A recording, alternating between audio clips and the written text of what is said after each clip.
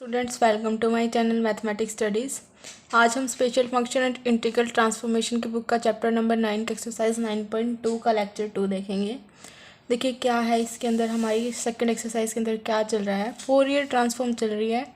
First exercise में तो normal हमारी फोरियर ट्रांसफॉर्मेशन थी, इसमें क्या है साइन और कोसाइन की फोरियर ट्रांसफॉर्मेशन।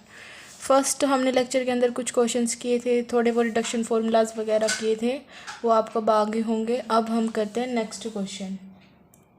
देखो फर्स्ट क्वेश्चन क्या है, if F S S is the Fourier sign.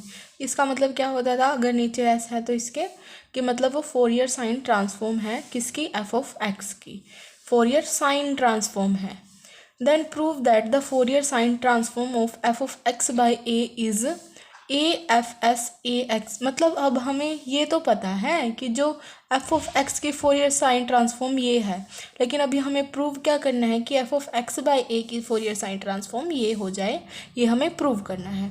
Okay, अब हम क्या करते थे कि फोरियर साइन ट्रांसफॉर्म किसके इक्वल होती थी, हमारी f of x sine S x d x zero से इन्फिनिटी लिमिट। ये तो हमारा रूल ही है, फॉर्मूला ही है। अब हमें किसके निकालने हैं, Fourier sine transformation of F of x by A.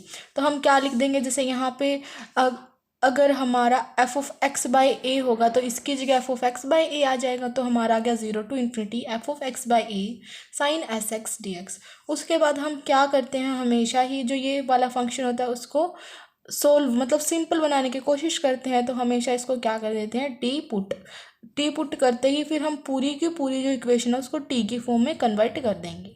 Okay, तो एक्स बाई ए को हमने क्या पुट कर दिया, टी। अब डी एक्स भी है हमारे पास, तो इस वजह से हम क्या करेंगे, डेरिवेटिव करेंगे ताकि डी एक्स को भी टी की फॉर्म में कन्वर्ट कर दें। तो क्या हो जाएगा हमारा d x upon a equal to d t, और जो ये ए था फिर वो उधर चला जाएगा, तो हमारा क्या बन जाएगा, डी एक्स इंटू ए डी टी, ये बन जाएगा। अब फिर हमारी लिमिट्स भी तो एक्स की फॉर्म में है, अब इसको लिमिट्स को भी हम टी की फॉर्म में कन्वर्ट करेंगे। अगर हम एक्स की जगह ज़ीरो पुट करेंगे तो zero by a is equal to t, तो क्या ही आ जाएगा, टी की वैल्यू ज़ीरो। अगर एक्स की जगह इन्फिनिटी पुट करेंगे तो भी टी की वैल्यू इन्फिनिटी आ जाएगी, तो लिमिट्स तो हमारी क्या ही रहेंगी, ज़ीरो टू इन्फिनिटी। उसके बाद f of x by a की जगह f of t sine S x, x की जगह हम क्या पुट कर देंगे, ए टी एंड एस हमारा as it is. D x की जगह क्या पुट कर देंगे हम, ए डी टी, जो ए है वो हमने बाहर लिख लिया, और डी टी। अब देखो ध्यान से, ये हमारी किसकी फोरियर साइन ट्रांसफॉर्म हो गई, ए एस की, क्योंकि अब हम इसको करेंगे तो हमारा क्या बन जाएगा, 50 sine a s t d t. तो ये हमारी इसकी ट्रांसफॉर्म हो गई, तो ये हमारा हो गया प्रूव कि f of x by a की साइन फोरियर ट्रांसफॉर्म ये हो जाएगी। अब इससे ही रिलेटेड नेक्स्ट क्वेश्चन है, देखो क्या है कि कोसाइन ट्रांसफॉर्म, कि f of c s is the Fourier cosine transform of F of x की फोरियर साइन ट्रांसफॉर्म ये है, तो प्रूव करो f of x by a की फोरियर ट्रांसफॉर्म ये होगी। तो हमें पता है कि जो फोरियर ट्रांसफॉर्मेशन कोसाइन की क्या होती है, zero to infinity f of x cos S x d x. फिर हमें निकालने की इसकी f of x by a की, तो एफ ऑफ एक्स की जगह हम क्या पुट कर देंगे, F of x by A and cos S x d x. फिर वही जैसे हमने पीछे क्वेश्चन में किया था, इसको हम सिंपल बनाने की कोशिश करेंगे, तो एक्स बाई ए की जगह क्या पुट कर देंगे, टी। एक्स बाई ए की जगह टी पुट करेंगे, फिर उसका डेरिवेटिव करेंगे, तो क्या आ जाएगा, d x is equal to a d t. जैसे इस क्वेश्चन में किया था बिल्कुल सिमिलर वैसे ही, तो हमारा ये बन जाएगा। फिर हम वही उसके अंदर पुट करेंगे, ऑल्सो लिमिट्स भी हमारे जीरो टू इन्फिनिटी ही रहेंगी, ये वाली वैल्यू आ जाएगी। फिर हमें पता है ये किसकी फोरियर कोसाइन ट्रांसफॉर्म है, ए एस की, तो ये हमारा बन गया, ये हो गया हमारा प्रूफ। बिल्कुल सिंपल क्वेश्चन था, दोनों क्वेश्चन में से एक क्वेश्चन भी आपका कंपलसरी में आ सकता है, 2 मार्क में कोई भी एक आ सकता है, ऐसा आपका कंपलसरी में, इस टाइप के क्वेश्चन आपके कंपलसरी में आएंगे। फाइंड द, नेक्स्ट क्वेश्चन है, find the sign transform of the function F of x sine x, x की वैल्यू ज़ीरो और ए के बीच में, और ज़ीरो है अगर एक्स की वैल्यू ग्रेटर देन ए है। फिर मैंने आपको बता रखा है कि ऐसे बनाना है आपको, यहाँ तो ज़ीरो लिख देना है, फिर इन्फिनिटी तक। बीच में देखो कौन सा पॉइंट आ रहा है आपका, ए पॉइंट आ रहा है, ए। तो आपकी कैसे लिमिट्स ब्रेक होंगी, ज़ीरो से ए एंड ए से इन्फिनिटी। देखो ज़ीरो से ए एंड ए से तो वैल्यू बहुत आगे तक जा रही है, मतलब इन्फिनिटी। तो आपकी ये ऐसे टूटेगी आपकी जो लिमिट होगी। फिर देखो अब क्वेश्चन को स्टार्ट करेंगे कि जो फोरियर की साइन ट्रांसफॉर्म है वो क्या होती है, हमारी f of x sine S x d x. फिर हम इसको ब्रेक करेंगे, ज़ीरो से ए से इन्फिनिटी, ज़ीरो से ये वाली टर्म एज इट इज़, ए से इन्फिनिटी ये वाली टर्म एज इट इज़, तो हमारी ये टर्म बन गई।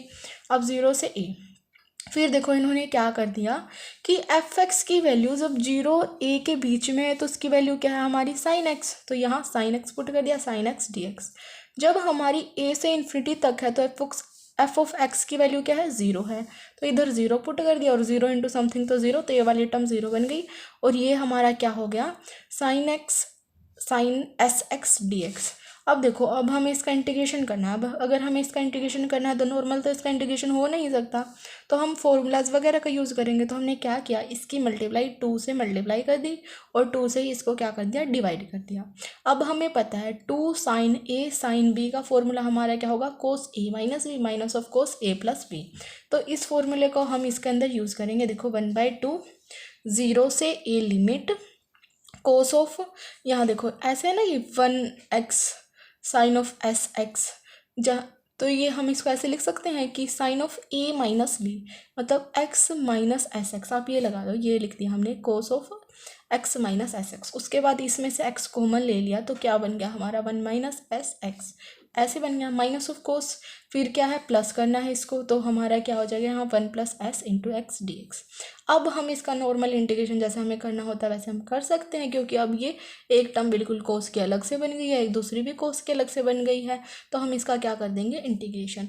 देखो कोस का इंटीग्रेशन हमारा क्या होता है साइन, तो क्या हो गया साइन 1 माइनस एस एक्स और एक्स के साथ जो है वो बाई में आ जाता है तो 1 माइनस एस, माइनस में कोस का क्या हो जाएगा integration sine 1 plus s x और अपोन में जक्स के साथ है 1 प्लस एस और लिमिट क्या है 0 से a।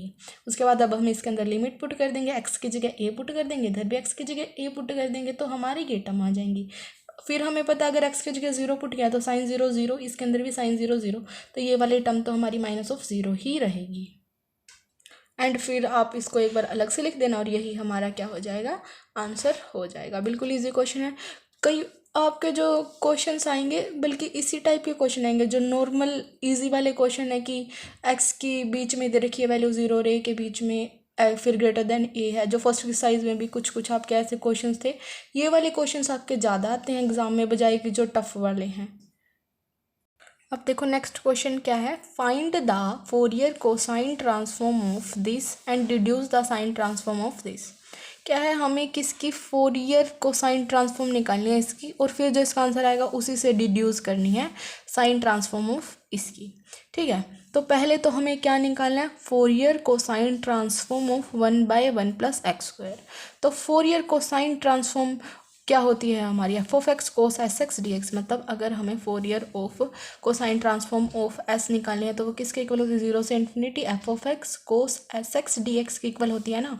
तो इसमें इसकी जगह क्या है 1/1 प्लस एक्स स्क्वायर, तो यहाँ क्या हो जाएगा 1/1 plus x square cos of S x d x. तो ये हो गई हमारी कि इसको हमें सोल्व करना है। अब हमने मान लिया कि हमारा कोई आई है, अपनी मर्जी से लेट कर लिया, कुछ नहीं ताकि सिंपल रहे, बाद में हम आई की जगह वापस यही पुट कर देंगे लास्ट में। तो हमने मान लिया कि ये आई है। अब जब हम इसको सोल्व करके देख रहे हैं तो ये सिंपल हमारा सोल्व नहीं होगा, क्योंकि इसका इंटीग्रेशन बढ़ता चला जाएगा। ऐसा नहीं आएगा कि लास्ट पॉइंट हमें ऐसा मिल जाए जहाँ पे हमारा इंटीग्रेशन ख़त्म हो जाएगा। तो ये हमने लेक्चर 1 में भी इस टाइप का एक क्वेश्चन किया था और आज फिर हम करेंगे, और जो नेक्स्ट एक्सरसाइज आएगी उसमें भी इस टाइप के बहुत सारे क्वेश्चन हैं आपके। तो देखो इसको हम कैसे करते हैं, अगर हमारा ये ऐसे cos x s x upon 1 plus x square या फिर sine S x upon 1 plus x square type का अगर आपका क्वेश्चन है तो आपको कैसे करना होता है, इसमें हम क्या लगाते हैं सबसे पहले एल रूल लेबनीज रूल। इसमें क्या होगा कि जो हमारा जिसके रिस्पेक्ट में इंटीग्रेशन है उसके अलावा जो भी हमारा वेरिएबल होगा उसके रिस्पेक्ट में हमें क्या करना होता है डेरिवेटिव। जो भी हमारा इंटीग्रेशन जिसके रिस्पेक्ट में है उसके अलावा क्वेश्चन में हमारा जो भी वेरिएबल होगा उसके रिस्पेक्ट में हमें क्या करना है डेरिवेटिव। अब देखो x के रिस्पेक्ट में इंटीग्रेशन है, उसके अलावा कौन सा वेरिएबल है s वेरिएबल है, तो इसके रिस्पेक्ट में हम क्या कर देंगे डेरिवेटिव। तो करो इसके रिस्पेक्ट में derivative D I upon D S 0 से इन्फिनिटी। इसके रिस्पेक्ट में जब डेरिवेटिव करेंगे कोस एक्स एस एक्स का डेरिवेटिव क्या हो जाएगा, minus of sine S x into x, क्योंकि एस के रिस्पेक्ट में अपोन ये तो एक्स वाली टर्म कॉन्स्टेंट रहेगी और सारी एक्स वाली टर्म एज इट इज। सिर्फ हमने क्या किया, एस के रिस्पेक्ट में इसको डिफरेंशिएट कर दिया, differentiate with respect to s using Leibniz rule, L rule भी बोलते हैं लेबनीज रूल को। अब देखो ध्यान से देखो, इस ये वाली टर्म हमारी कैसे है, 0 से infinity minus of x upon 1 plus x square sine S x d x. अब देखो इसको हम क्या भी लिख सकते हैं, ये तो हमारी फोरियर साइन ट्रांसफॉर्म ऑफ किसके, minus of x upon 1 plus x square की, तो ये हमने अभी लिख लिया। बाद में बताऊंगी कि इसको ऐसे क्यों लिखा है, अभी सिर्फ आपको ये पता होना चाहिए कि इसको हमने ऐसे लिख लिया। ये तो हमारी इक्वेशन 1 मान ली हमने, ये इक्वेशन नंबर 2। अब देखो क्या करेंगे हम, साइन आते ही हमें क्या करना होता है, जो ये नीचे वाली टर्म है और ऊपर वाली जो टर्म आ गई उसके इक्वल बनाना होता है। मतलब देखो यहाँ x है तो हम क्या करेंगे, इस टर्म को x के साथ मल्टीप्लाई कर देंगे और x के साथ डिवाइड कर देंगे, तो क्या हो जाएगा, minus of x square sine S x upon x into 1 plus x square.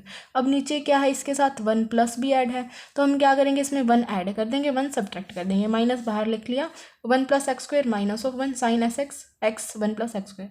अब इस वाली टर्म को इसके साथ अलग से लिख लेंगे, इस वाली टर्म को इसके साथ अलग से, मतलब हमें बिल्कुल सेम बनाना था, जो नीचे है वही ऊपर। ठीक है, तो हमने क्या कर लिया, 1 plus x square sine S x x into 1 plus x square. देखो ये वाला माइनस बाहर था, फिर हम इसके साथ मल्टीप्लाई करेंगे तो माइनस माइनस क्या हो जाएगा, plus sign S x upon x into 1 plus x square. अब ये वाली टर्म आ गई, अब क्या हुआ, इस वाली टर्म से तो ये वाली टर्म हमारी कैंसिल हो गई, minus of sine S x upon x d x हमारी ये वाली टर्म बन गई, plus sign S x upon x 1 plus x square D x. अब हमें पता है कि अगर हमारी इस टाइप की टर्म हो 0 से infinity sine of S x upon x d x, तो इसका डायरेक्ट हमारा इंटीग्रेशन होता है, जो अभी हमें निकालना नहीं सीखा है हमने, हमें सिर्फ रिमेंबर रखना है, इसको याद रखना है कि इसकी जो वैल्यू होती है वो किसके इक्वल होती है, π/2 के। ये हम अर्लियर क्लासेस के अंदर पढ़ेंगे कि इसकी वैल्यू π/2 कैसे होती है, अभी सिर्फ आपको पता होना चाहिए कि इसकी वैल्यू π/2 होती है। तो क्या हो जाएगा, माइनस ऑफ π/2 प्लस ये वाली वैल्यू एज इट इज़।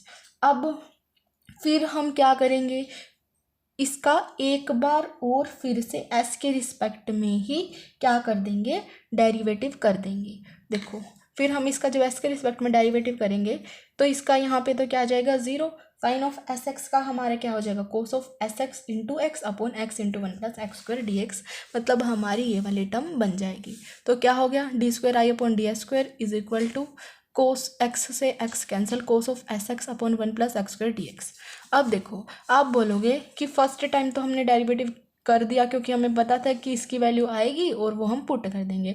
अब दोबारा से डेरिवेटिव क्यों कर दिया है, इसका दोबारा से डेरिवेटिव इसलिए कर दिया है क्योंकि अभी हम इससे रिलेट ही नहीं कर पा रहे हैं। यहाँ पे ये तो साइन की टर्म है, ये इधर कोसाइन की टर्म है, हम इसके अंदर वैल्यू कैसे पुट कर दें। तो इस वजह से जब हम एक बार और डेरिवेटिव करेंगे तो हमें पता है नेक्स्ट टर्म कोस ही आएगी और हमारी आई कोस की फॉर्म में। अब हमें पता है कि जो ये वैल्यू है वो तो मेरी किसके इक्वल थी, आई के इक्वल थी, तो हमने इसकी जगह आई पुट कर दिया। अब हम इसको ईजिली सोल्व कर पा रहे हैं, इस वजह से एक बार और डेरिवेटिव किया है। D square I upon D S square minus of I is equal to 0। अब जैसे हम ODPD मतलब ऑर्डिनरी और वो पार्शियल डिफरेंशियल इक्वेशन वाले मैथ्स के अंदर करते थे, क्या करते थे कि इसकी जगह d square minus of 1 is equal to 0, तो डी की वैल्यू क्या गई प्लस माइनस 1। फिर हम क्या निकालते थे, कॉम्प्लीमेंट्री फैक्टर, आई की वैल्यू क्या हो जाएगी C1 ई की, जो ये वैल्यू आई ऐसा होता है C1 ई की AX, ए की वैल्यू एक बार -1 है, ए की एक बार +1 है, तो क्या हो गया C1 ई की पावर 1s प्लस C2 ई की पावर माइनस ऑफ 1s। तो आई की वैल्यू क्या होगी C1 ई की पावर s प्लस C2 ई की माइनस s। ये इक्वेशन नंबर हमने 4 मान ली। उसके बाद हमें क्या करना होता है, अब हमारा सोल्यूशन आ गया है वैसे तो, लेकिन अभी क्या हुआ है, ये C1 C2 हमारे एक्स्ट्रा कॉन्स्टेंट्स आ गए हैं, तो अब हमें इनकी वैल्यू निकालनी पड़ेगी और इनकी वैल्यू निकालने के बाद हमें इन्हीं की वैल्यू इस इक्वेशन के अंदर पुट कर देंगे और जो आएगा वही हमारा क्या हो जाएगा, सोल्यूशन हो जाएगा इस क्वेश्चन का। लेकिन अभी हमें क्या करना है, C1 और C2 क्या निकालनी है, वैल्यू निकालनी है। वैल्यू निकालने के लिए हमें क्या करना पड़ेगा, अपनी मर्जी से हम क्या करते हैं, एक S की कोई भी ऐसी वैल्यू ले लेते हैं जिससे हमारे सोल्यूशन थोड़े ईजिली निकले। तो हम S की वैल्यू किससे क्या ले लेते हैं, हमेशा ही वैसे तो इन क्वेश्चंस के अंदर S की हर एक क्वेश्चन में आपको 0 ही वैल्यू रखनी है। हर एक क्वेश्चन में आपकी बुक में ज़ीरो ही वैल्यू रखी है। वैसे आप कुछ भी वैल्यू रख सकते हो, लेकिन इन क्वेश्चंस पे अगर आपको बुक के साथ आंसर मैच करना है तो एस की वैल्यू ज़ीरो पुट कर देना। ओके, तो अब हम देखो एस की वैल्यू को करेंगे ज़ीरो पुट। क्यों ज़ीरो पुट की है? क्योंकि हमें जो ये कॉन्स्टेंट्स आए हैं C1 C2 उनकी वैल्यू निकालनी है। अब देखो इक्वेशन नंबर 1 में हम क्या करेंगे, इक्वेशन नंबर जो ये 1 थी उसके अंदर हम क्या करेंगे, एस की वैल्यू को कर देंगे ज़ीरो पुट। तो देखो जब हमने कोस इसके अंदर ज़ीरो पुट किया तो क्या हो गया, कोस ज़ीरो से क्या होता है हमारा 1, तो क्या बचेगा 0 से इन्फिनिटी 1/1 + x² dx, हमारी ये वाली टर्म बचेगी। अब इसका इंटीग्रेशन करेंगे तो सिंपल है, टेंजेंट इनवर्स x लिमिट 0 से इन्फिनिटी, और जब हम इसके अंदर इन्फिनिटी पुट करेंगे तो π/2 आएगा, माइनस ऑफ टेंजेंट 0 क्या होता है 0, तो क्या आ गया π/2, हमारी ये वाली टर्म बन गई। तो हमारी फर्स्ट टर्म से हमारा क्या आया कि i की वैल्यू π/2 के इक्वल है। अब देखो फिर हमारी जो ये फोर्थ इक्वेशन है इसके अंदर हम क्या करेंगे, एस की वैल्यू ज़ीरो पुट करेंगे। जब इसके अंदर ज़ीरो पुट करेंगे तो ई की पावर 0 किसी की पावर 0 1, इधर भी ई की पावर 0 किसी की पावर 0, तो आई की वैल्यू क्या आ जाएगी C1 + C2। ठीक है, ये वाली टर्म आ गई। अब आई की वैल्यू इधर से तो π/2 आ गई, इधर से आई की वैल्यू C1 + C2 आ गई। तो हमें क्या पता चल गया कि ये दोनों आई की वैल्यू हैं, तो अगर लेफ्ट साइड इक्वल है तो राइट साइड भी इक्वल हो जाएगी, तो क्या हो जाएगा C1 + C2 = π/2। तो हमारी ये वाली एक टर्म आ गई। अब हमें C1 + C2 = π/2 पता चल गया। अब फिर हम क्या करेंगे, अब इनके हम एक इक्वेशन हमारी ऐसी भी है जो हमारी डेरिवेटिव वाली इक्वेशन है, जैसे कि हमारी इक्वेशन नंबर ये वाली रही di/ds, इसके अंदर हम s की वैल्यू ज़ीरो पुट करेंगे। फिर हमें पता चलेगा कि यहाँ से क्या वैल्यू आएगी, और हम क्या करेंगे, जो ये हमारी फोर्थ इक्वेशन थी ना इसका एक बार डेरिवेटिव निकाल लेंगे। जैसे फोर्थ इक्वेशन हमने ले ली, क्या किया हमने, इसका एक डेरिवेटिव निकाला di/ds, जो कि किसके इक्वल आएगा, देखो C1 e की माइनस ऑफ s का डेरिवेटिव क्या होगा, माइनस ऑफ e की माइनस s, और e की s का तो e की s ही होगा C2 e की s, तो आपकी ये वाली टर्म आ गई। अब हम इसके अंदर क्या करेंगे, s की वैल्यू ज़ीरो पुट करेंगे, तो di/ds किसके इक्वल आ जाएगा, ज़ीरो पुट करते ही माइनस ऑफ C1 + C2, क्योंकि किसी की पावर 0 1, तो हमारी di/ds की वैल्यू क्या गई, minus of C1 + C2। Okay, और फिर हम क्या करेंगे, इसके अंदर s की जगह ज़ीरो पुट करेंगे। जब इसके अंदर ज़ीरो पुट करेंगे तो देखो di/ds किसके इक्वल आ जाएगा, माइनस ऑफ π/2, और साइन ज़ीरो क्या होता है हमारा 0, तो यहाँ 0 बन जाएगा। मतलब एक तो हमारी di/ds की वैल्यू क्या गई, माइनस ऑफ C1 + C2, और एक di/ds की वैल्यू क्या गई, minus of π/2। Left hand side equal है तो राइट हैंड साइड भी क्या हो जाएंगी, इक्वल, और हमारी इक्वेशन क्या बन जाएगी, देखो minus of C1 + C2 = minus of π/2। ठीक है, तो अब देखो एक तो ये आ गई थी हमारी C1 + C2 = π/2 इक्वेशन, और एक हमारी क्या आ गई है, minus of C1 + C2 = minus of π/2। तो हमारी दो इक्वेशन आ गई हैं ये। अब इनको हमने रखा तो क्या हुआ, ये वाली टर्म तो कैंसिल हो गई और ये वाली टर्म भी कैंसिल हो गई, तो ये ऐड किया तो क्या गया, 2C2 = 0, C2 की वैल्यू क्या गई 0। जब हमने इस इक्वेशन के अंदर C2 की वैल्यू पुट करी तो हमारी C1 की वैल्यू क्या आ गई, π/2, तो हमारा C1 आ गया π/2, C2 आ गया 0। फिर हमने यही तो बोला था कि C1 C2 की वैल्यू निकालेंगे और इस इक्वेशन के अंदर पुट कर देंगे, तो इस इक्वेशन के अंदर हमने C1 C2 की वैल्यू कर दी पुट कर दी, तो हमारा क्या आ गया, i की वैल्यू π/2 e की माइनस s। अब i हमारा क्या ही था, f(c1/1 + x²), तो हमने i की जगह भी उसकी वैल्यू पुट कर दी, और हमें यही तो निकालना था फोरियर की कोसाइन ट्रांसफॉर्म, और हमारी आ गई थी ये। अब एक क्वेश्चन तो हमारा कंप्लीट हो चुका है, जो कि इन्होंने बोला था कि find the Fourier cosine transform of this, ये तो हमने निकाल दी फोरियर की कोसाइन ट्रांसफॉर्म, इसकी हमारा आंसर आ गया इसका ये π/2 e की माइनस s। फिर इन्होंने एक क्वेश्चन और पूछ रखा है, deduce the sign transform of x/1 + x²। ये तो आपने बता दिया, लेकिन क्या इसी से क्या बोल रखा है, डिड्यूस द मतलब है कि इसी से जो आपका आंसर आया है ना उसकी इसकी वैल्यू निकालो, sign transform of x/1 + x² की। देखो फिर इसको कैसे करेंगे, फिर मैंने आपको बताया था ना कि ये वाली इक्वेशन एक बार देख लो कि कैसे आई है, तो आपको जब पता चल गया था। अब इस इक्वेशन का हम यूज़ करेंगे। देखो ये वाली इक्वेशन हमें लेनी है, क्या है, फ्रॉम सेकंड f(s) = हमारा क्या आ गया था, minus of x/1 + x² = di/ds। हमारा क्या आ गया था, ये di/ds आ गया था। देखो इधर से ये वाली टर्म हमारी di/ds थी, ये वाली टर्म हमें इधर से पता चल गई थी।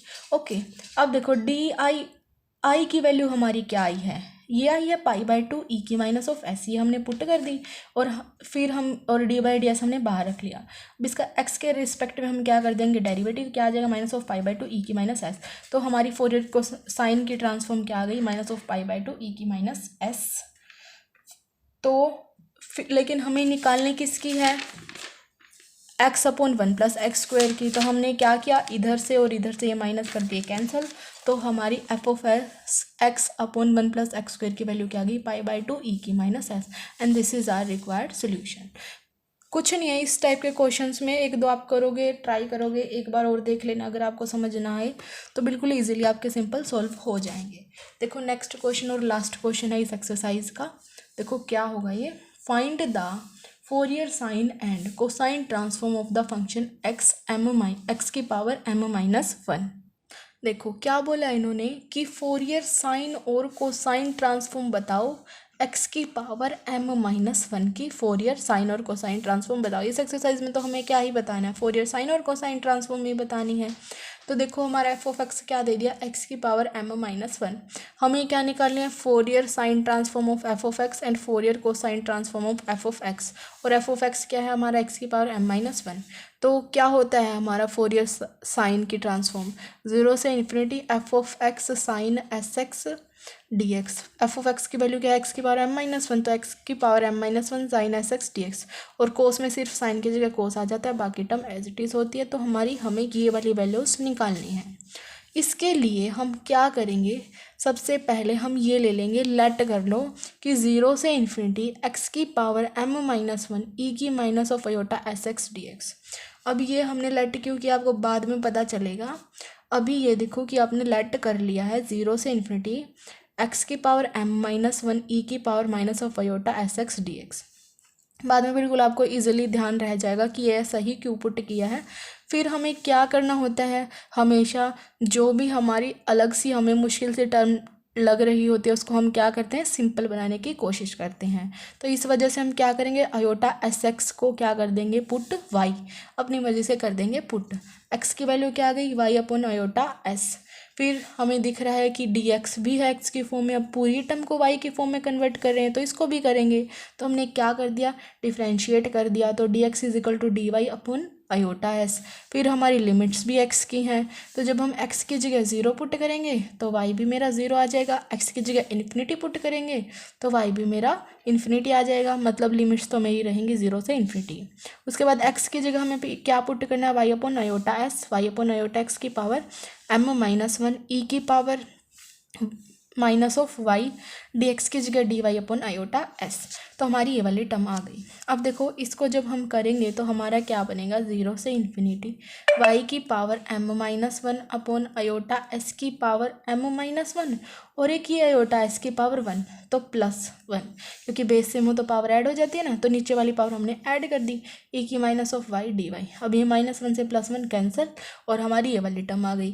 जो ये हमारी टर्म है वो तो कांस्टेंट है, तो हमने क्या कर दिया, बाहर लिया 1/आयोटा s की पावर m हमने बाहर ले लिया और लिमिट ले ली 0 से इन्फिनिटी y की पावर m-1 e की पावर -y dy। हमारी ये वाली टर्म बन गई। अब हमें पता है ये तो हमारा क्या है, गामा फंक्शन है, जो कि क्या होता है, गामा ऑफ m। ये मैंने आपको बहुत बार पहले भी बता रखा है, जो चैप्टर नंबर 2 है ना बेसेल इक्वेशंस वाला, उसके अंदर गामा फंक्शन बिल्कुल डिटेल में आपको बता दिया मैंने। कि फिर आपको अगर ध्यान नहीं है तो अब देख लो कि क्या होता है कि गामा जो ये होती है ना वैल्यू 0 से इन्फिनिटी, या फिर यहाँ पे x की फॉर्म में हो, y की फॉर्म में हो, कुछ भी हो, तो जो हमारी ये वैल्यू होगी m-1, उससे एक ज़्यादा हमारा क्या होगा, गामा फंक्शन। मतलब यहाँ m-1 है तो यहाँ गामा ऑफ m हो गया। अगर यहाँ गामा ऑफ y की पावर m होता तो यहाँ क्या हो जाता, गामा ऑफ m+1। तो ये हमारा गामा फंक्शन होता है जिसकी वैल्यू क्या होगी यहाँ, इस वजह से गामा ऑफ m। तो 1/आयोटा s की power m gamma of m, हमारी ये वाली टर्म आ गई।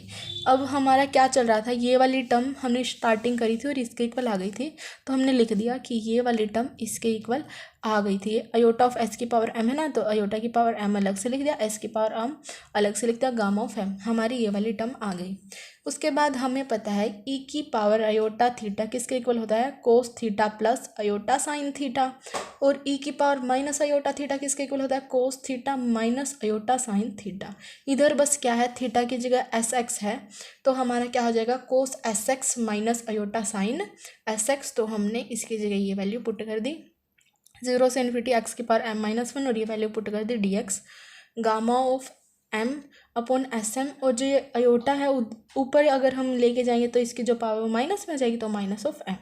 अब देखो मैंने आपको बताया था ना कि स्टार्टिंग में हमें ये वैल्यू याद रखनी है, क्यों या हमने ये वैल्यू ही क्यों ली, क्योंकि हमें पता है बाद में जब हम इसको ओपन करेंगे ना तो ये कोस और साइन की फॉर्म में ओपन हो जाएगी, और वही तो हमें कोस और साइन की फॉर्म में ही तो चाहिए है, यही तो वैल्यू हमें चाहिए। इस वजह से ही हमने स्टार्टिंग में एक्स की पावर एम माइनस 1 तो लेना ही है, ये तो हमें दिख ही रहा है।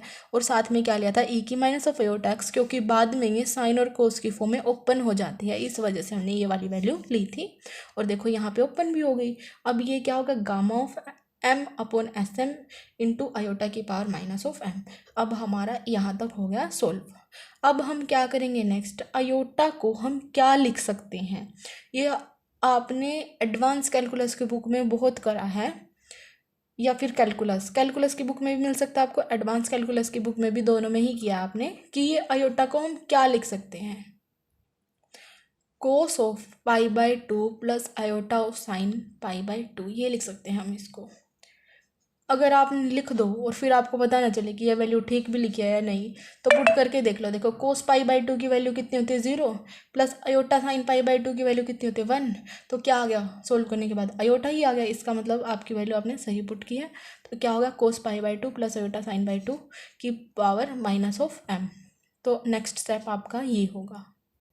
देखो ये हो गया हमारा नेक्स्ट स्टेप, तो आपकी ये वाली वैल्यू आ गई। फिर हमें पता है ये हमारी एक थ्योरम होती थी जिसमें अगर ऐसे हो cos pi by 2 plus iota sine pi by 2 की power minus of M, De Morgan's theorem होती थी आपकी। तो वो हम आगे मतलब पावर को हम क्या बना लेते हैं, एंगल बना लेते हैं। ओके, तो हमारा यहाँ क्या हो जाएगा, cos of minus m pi by 2, लेकिन कोस तो हमारा कैसा इवन फंक्शन होता है जो माइनस वाली टर्म को भी क्या बना देता है, प्लस। तो cos of m pi by 2 हो गया, प्लस अयोटा साइन ऑफ, इसके अंदर रखेंगे तो minus of m pi by 2, लेकिन साइन तो हमारा ओड फंक्शन है तो ये माइनस को बाहर रख देगा, तो क्या हो गया, minus of iota sine m pi by 2। अब हमारी ये वाली टर्म आ गई। फिर अब हम क्या करेंगे, रियल और इमेजिनरी पार्ट को कर देंगे कंपेयर। तो हमारा क्या हो जाएगा, एक्स की power M minus 1 cos of S x d x को हम इस जो हमारे रियल पार्ट है उसके साथ कंपेयर कर देंगे, gamma of M one S की M cos M pi by 2। उसके बाद हम इमेजनरी पार्ट को कंपेयर कर देंगे 0 से इन्फिनिटी एक्स की power M minus 1 sine of S x d x is equal to gamma of M upon S m sine m pi by 2। कई बार क्या करते हैं बच्चे, अयोटा को भी साथ में कंपेयर कर देते हैं। अयोटा को कंपेयर नहीं करना है, अयोटा नहीं लिखना है इनके साथ, क्योंकि हम इमेजिनरी पार्ट को तो कंपेयर कर ही रहे हैं, मतलब जो अयोटा के साथ टर्म है उनको कंपेयर करेंगे, और जो रियल पार्ट है उनको तो पूरा ही कंपेयर करेंगे, और जो अयोटा के साथ टर्म है उनको हम कंपेयर करते हैं, ना कि साथ में लिख देते हैं बच्चे अयोटा साथ में, वो गलत हो जाएगा। आपको साथ में अयोटा नहीं लिखना है जब हम कंपेयर करते हैं। इस क्वेश्चन में क्या था, हमें स्टार्टिंग में बोला था एफ ऑफ एक्स दे रखा था, इसकी साइन और कोसाइन ट्रांसफॉर्म निकालो। तो हमें इसको सिंपल ऐसे सोल्व तो करना आ नहीं रहा था, तो हमने क्या किया, लेट कर लिया ये फंक्शन। ऐसा फंक्शन इसलिए लिया क्योंकि बाद में साइन कोसाइन की फॉर्म में टूट जाएगा। फिर हमें इसको सिंपल बनाना होता है, तो इसकी वैल्यू पुट कर दी। वैल्यू पुट करने के बाद ये आपको सिंपल सॉल्व करना है। देन इसको हमने ब्रेक कर दिया, अयोटा को हम ऐसे लिख सकते हैं। फिर हमने लगा दी वो थ्योरम, जो पावर वो एंगल बन जाती है। फिर हमारी ये टर्म आ गई। फिर हमें रियल और इमेजिनरी पार्ट को कर दिया कंपेयर। और यहाँ पे जो आपकी एक्सरसाइज 9.2 है वो होती है complete. Thank you guys for watching my video. Please do like share and subscribe to my channel. आपको ये वाला क्वेश्चन और ये वाला क्वेश्चन थोड़ा लगा होगा, थोड़ा अलग सा, तो आप इसको रिपीट करके देख लेना। Thank you so much.